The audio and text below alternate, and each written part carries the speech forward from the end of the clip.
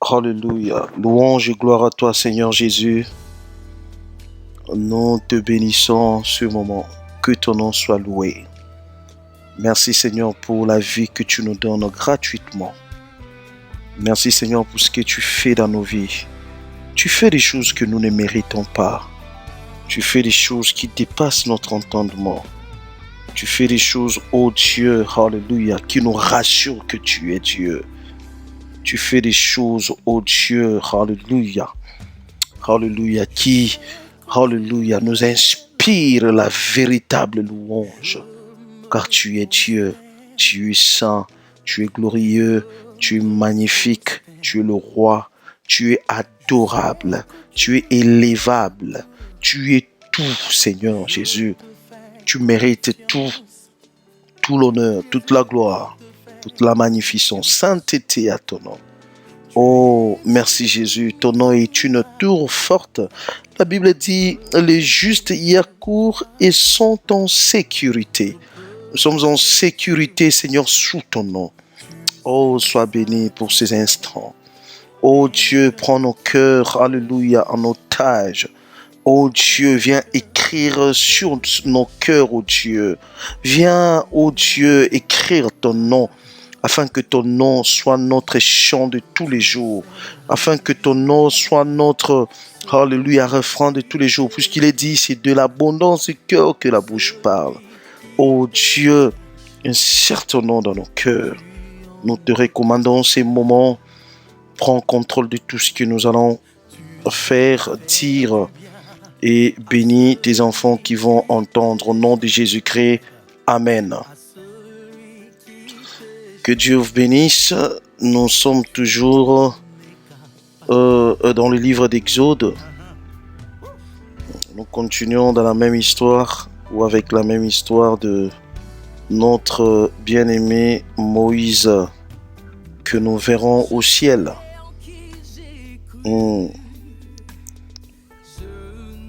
Moïse est un bien-aimé, un sauveur qui était l'image de Christ. Moïse, par qui la loi est venue. Et je crois, depuis qu'on a commencé de parler de lui, son histoire nous bénit. Nous sommes dans le livre d'Exode, chapitre 4 cette fois-ci. Exode chapitre 4, à partir du verset 18e. Hier, on a vu comment le Seigneur était en train de dire à Moïse de retourner en Égypte. Et on a vu Moïse qui discutait avec Dieu, qui refusait, qui montrait,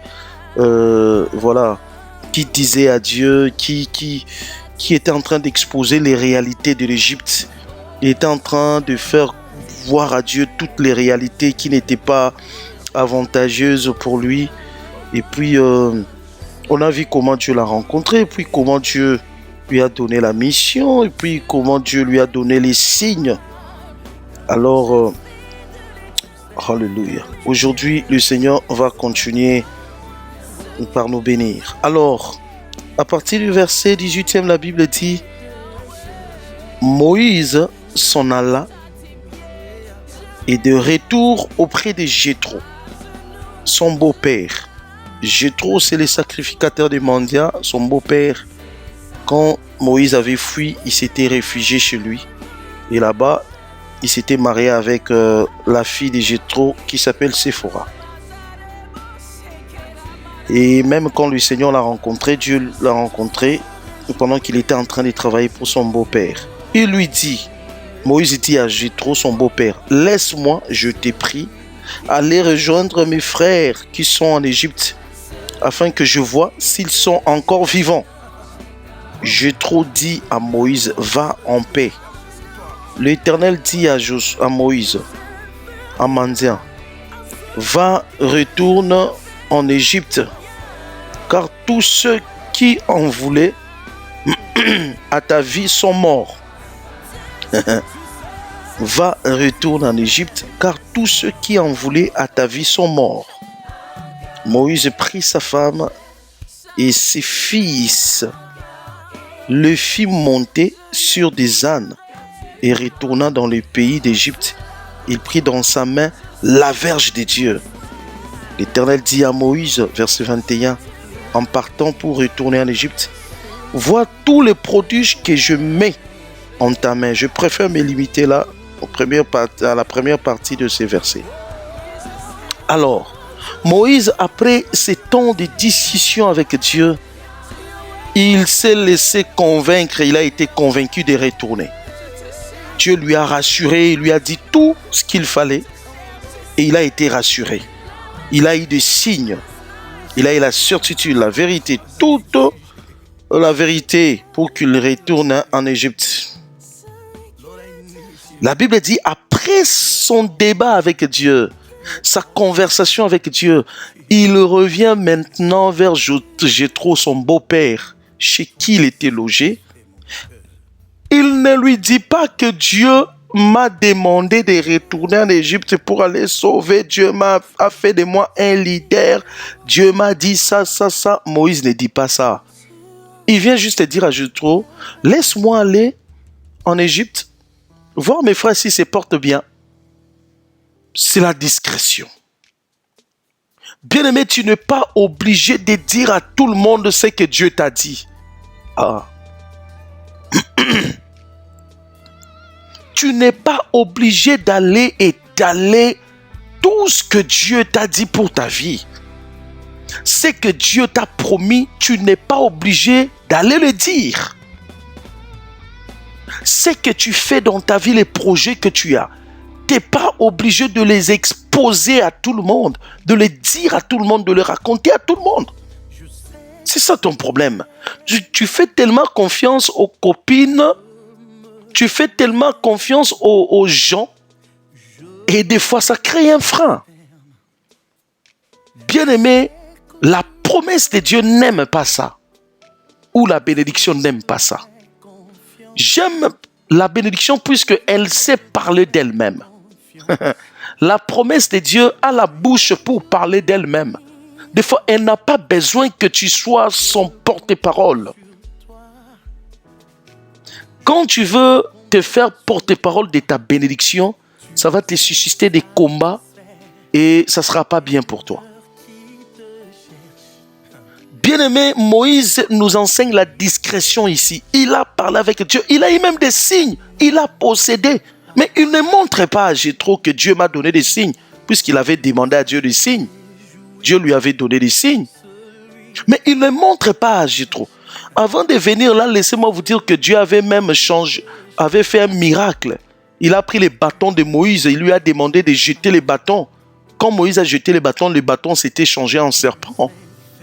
Et Dieu lui a demandé de toucher la queue du serpent. Et en touchant la queue, le serpent, ça donne que les bâtons est revenu bâton. Tout ça, il n'a pas dit ça à Jéthro. Tu n'as pas besoin de dire ça aux gens. Le miracle que Dieu fait dans ta vie, tu n'as pas besoin de raconter ça à tout le monde. Ta conversation avec Dieu doit être protégée. Les choses que tu traites avec Dieu doivent être protégées. Bien-aimé, tout ce qui est des valeurs que Dieu te donne, tout ce que tu possèdes, des bons projets, tu n'es pas obligé de les dire à qui que ce soit. Fais très attention. C'est important. Écoute maintenant. Jéthro lui dit, va en paix. Voilà. C'est-à-dire que quand tu gères bien ta promesse, quand tu es dans la discrétion, quand tu protèges ta bénédiction, il y a la paix. Wow. Il y a la paix, le mot paix est prononcé. Va en paix. Quand tu sais être discret ou discrète, quand tu sais être discret ou discrète, quand tu protèges ta bénédiction, tu sais protéger ta bénédiction, bien-aimé, il y a le mot paix qui est prononcé. Va en paix. Des fois, tu es troublé parce que tu ne sais pas te protéger toi-même. On avait vu avec notre bien-aimé Joseph, il rêve.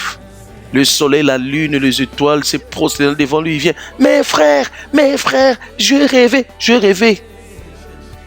Et il est passé peut-être par le chemin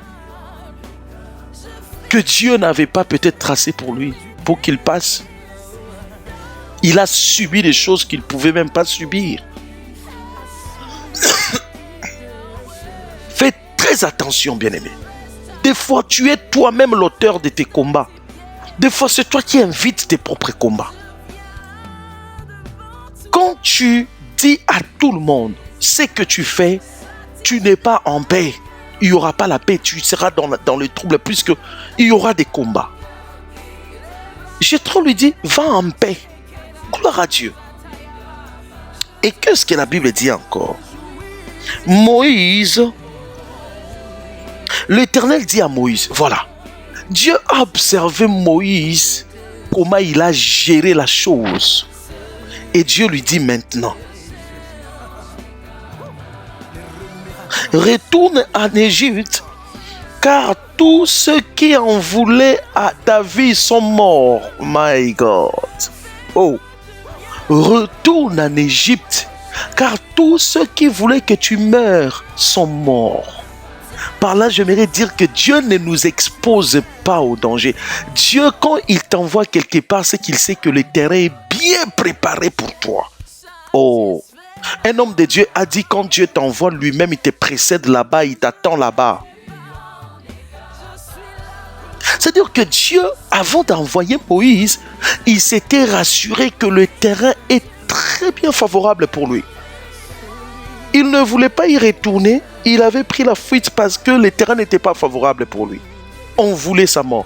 Mais Dieu s'est arrangé. Oh my God. Dieu a terminé tous les dangers. Puisque la vie et la mort viennent de Dieu. C'est Dieu qui nous garde en vie et c'est lui qui reprend nos esprits. C'est-à-dire qu'à cause de Moïse, de la charge que Dieu avait donnée à Moïse, il n'a pas permis que Moïse rentre là-bas pour être encore dans le danger. Bien-aimé, Dieu ne permettra pas que le danger arrive pour la seconde fois. Tu ne me comprends pas. Dieu ne permettra pas qu'à chaque saison que tu sois celui qui pleure, tu pleures. Non. Dieu ne permettra pas ça. Dieu s'est arrangé. Il a compris que si Moïse il revient ici, non, ça ne sera pas bien pour lui. Il a préparé les terrains. Quand il informe à Moïse que tous ceux qui voulaient être en vie sont morts, c'est que Dieu était en Égypte. Waouh! C'est que Dieu était en Égypte. Laisse-moi te dire que Dieu est là où tes ennemis planifient les choses contre toi. Dieu est là. Il voit. Tu sais pourquoi Dieu te protège? Parce qu'il a vu là où tes ennemis ont planifié les choses et ça lui a permis de te protéger encore plus. Il connaît leur stratégie. C'est pourquoi il te protège. Parce qu'il connaît par où tes ennemis devraient sortir, devaient t'atteindre. Dieu a fait ça. Il s'est arrangé de terminer tous les combats. Oh, que Dieu le fasse pour ta vie au nom de Jésus. Que Dieu le fasse pour ta vie au nom de Jésus. Que Dieu le fasse pour ta vie au nom de Jésus. Je le déclare que tu ne seras plus jamais victime de leur méchanceté. Soit il meurt et ou soit il demande la paix avec toi. J'aime Dieu. Soit ils font la paix avec toi, soit ils meurent. Pas de négociation avec toi. Il n'y a pas, oh non, tu vas encore revenir, on va encore faire la guerre d'autrefois. Il n'y aura pas la guerre d'autrefois. Oh, il n'y aura pas les problèmes d'autrefois. Si vous restez dans les problèmes d'autrefois, c'est vous qui allez mourir. Oh là là là là là là là. Ça j'aime. Bien aimé, c'est pourquoi ne reste jamais avec un problème longtemps dans ton cœur. Ne reste pas avec un problème dans le cœur. Ne reste pas avec une colère contre quelqu'un dans ton cœur. C'est pourquoi la Bible dit lorsque vous dormez, que lorsque vous vous mettez en colère, que le soleil ne se couche point sur votre colère. Ne permets pas que ton cœur soit une demeure de problèmes. Ne permets pas d'être en querelle avec qui que ce soit, en guerre avec qui que ce soit. Sinon, c'est toi qui vas perdre ta vie. Et il voulait à la vie, il voulait à la vie de Moïse. Il voulait à tout prix voir Moïse mourir. Ils sont restés avec les jours que lui, là, il va fouler les pieds ici. Il va mourir. Mais eux-mêmes sont partis. Ah! Que tout ce qui veut à ta vie meure lui-même. Qu'il soit lui-même, qu'il soit lui, qu'il subisse lui-même ce qu'il a planifié contre toi. Qu'il soit lui-même victime des choses qu'il veut faire retomber dans ta vie. Sa malédiction retombera sur lui-même. Et toi, tu seras épargné. Dieu ne permettra pas que tu sois touché. Dieu ne permettra pas que tu sois victime de leur méchanceté. Dieu dit à Moïse, tous ceux qui en voulaient à ta vie sont morts. Oh, que tous ceux qui en veulent à votre vie meurent.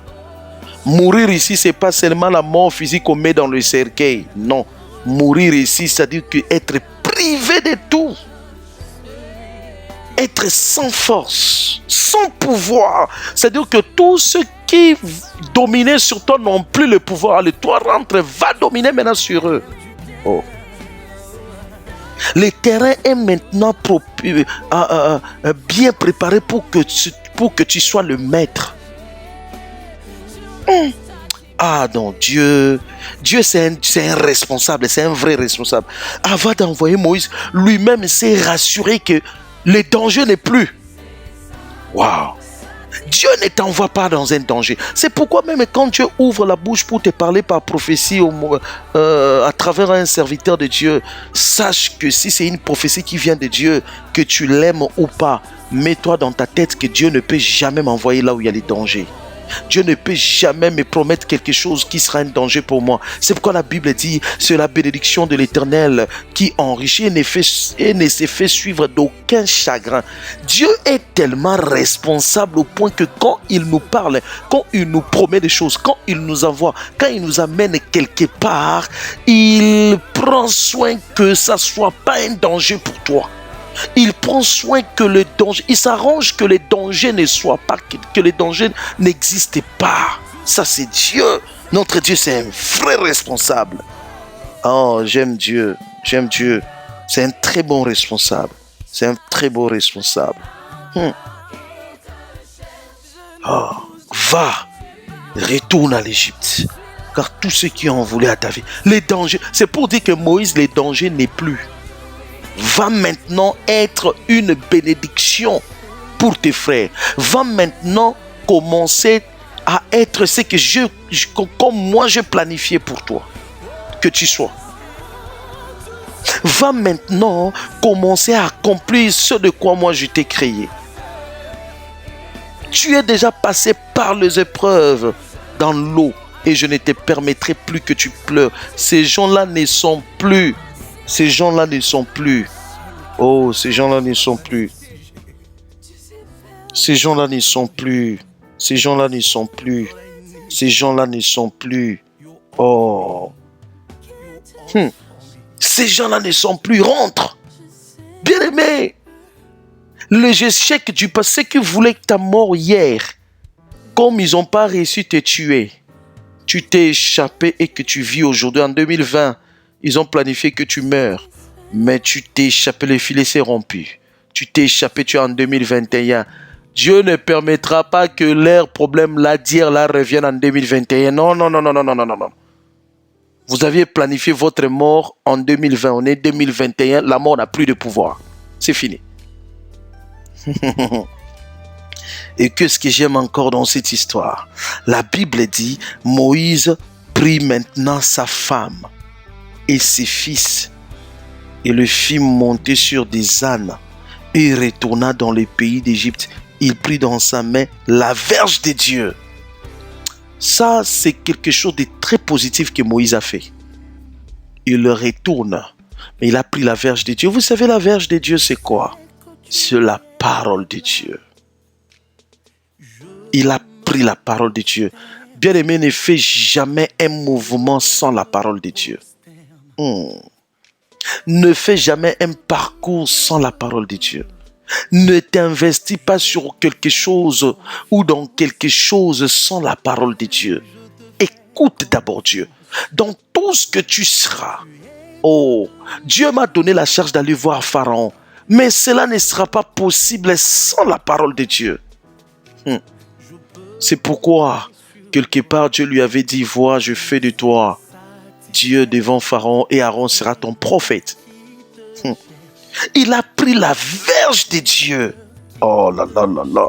La parole de Dieu. La verge était la verge de Moïse. C'est pas Dieu qui lui a donné cette verge-là du ciel. C'était seulement son bâton. Mais comme après avoir traité avec Dieu, Dieu s'est servi de cette verge. Et comme Dieu s'est servi, Dieu s'est approprié de cette verge, ça devient automatiquement la verge de Dieu. Laisse-moi te dire, tout ce que tu as devient automatiquement la chose de Dieu, parce que quand tu invites Dieu, quand tu laisses à Dieu gérer ce que tu as, ça devient directement la chose de Dieu. Et le seul secret que je peux te donner, dans tout ce que tu as, laisse Dieu être le maître. Laisse Dieu gérer tout ce que tu as. Il n'est pas retourné sans la verge. La verge qui était le symbole que tel que je suis retourné là, je ne suis pas retourné de moi-même. J'ai traité avec lui, avec Dieu. Seigneur, tu m'envoies là-bas, mais je veux que ta parole soit le témoin. Je pars avec ta parole, puisque à chaque fois que je vais te rappeler que c'est toi qui m'as amené ici, que ta parole soit témoin. Tu échoues, pourquoi? Parce que tu ne prends pas Dieu, tu ne prends pas la parole de Dieu comme témoin. Seigneur, toi tu m'avais dit, moi quand j'étais arrivé en Chine, les choses étaient compliquées. J'ai rappelé à Dieu, j'ai dit, Seigneur, toi tu m'avais dit ça. Prends la parole de Dieu en témoin. Sois avec la parole de Dieu. Ne pars pas sans la parole de Dieu. Ne pars pas sans ainsi dit l'Éternel. Écoutez, quand il a pris la verge, la parole de Dieu, écoutez ce que Dieu lui dit. L'Éternel dit à Moïse, en partant pour retourner en Égypte, vois tous les prodiges que je mets en ta main. My God. Qu'est-ce que Moïse avait dans sa main? N'est-ce pas la verge? La verge que j'ai symbolisée comme parole. Mais dans la bouche de l'Éternel, quand tu tiens la parole de Dieu, quand tu traites avec la parole de Dieu, quand tu marches avec la parole de Dieu, Dieu dit que c'est un miracle que tu possèdes. C'est le prodige que tu possèdes. Oh. Tous les prodiges. Moïse, en tenant la verge qui est la parole de Dieu, Moïse possédait toute une usine. Dieu lui dit, regarde tous les prodiges que j'ai déposés dans ta main. Ça j'aime. À partir de maintenant, fais-toi ami de la parole de Dieu. Et c'est la parole de Dieu qui produira des prodiges dans ta vie. Le miracle. Ça veut dire que Moïse, tu vois la verge que tu tiens là, la parole que tu tiens, sera ta provision. Vois, je mets tous ces prodiges dans ta main. Mais tandis que la Bible dit, Moïse n'avait pris que le bâton, la verge. Mais Dieu dit, c'est tous les prodiges. Est-ce que tu connais la richesse de la parole de Dieu? Que Dieu bénisse cette parole en tout cas. Si tu m'as écouté, que Dieu te bénisse. Si tu as compris, que Dieu te bénisse. Éternel mon Dieu, au nom de Jésus, merci pour cette parole. Fais que ton peuple, Seigneur Jésus, la capte. Que ton peuple, Seigneur, se laisse transformer, édifier, ô Dieu, influencé par cette parole. Au nom de Jésus, Moïse n'est plus et nous sommes les Moïse d'aujourd'hui. Seigneur, ne nous laisse pas partir sans la verge qui est ta parole. Ne nous laisse pas seuls, Jésus. Au nom de Jésus, prends soin de nous.